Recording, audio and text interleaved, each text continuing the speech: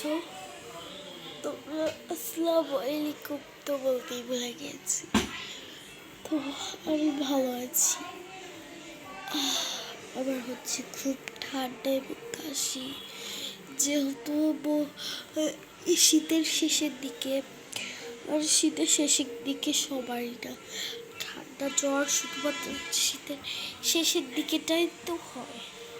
হ্যাঁ, আর এই ঠান্ডা জ্বরগুলো তো ভালো না অতটা। আর আমি শরীর খারাপ নিয়েও ভিডিও বানাই, কারণ তোমরা বলো আর একটি ইউটিউবার হওয়া অনেক কষ্টের ব্যাপার। তোমরা বলো এই একটা ভিডিও পাঁচ পাঁচ সেকেন্ডের আগে না, তোমরা যে ভিডিওগুলো বলো এই ভিডিওগুলো আমাদের এডিট করতে গিয়ে,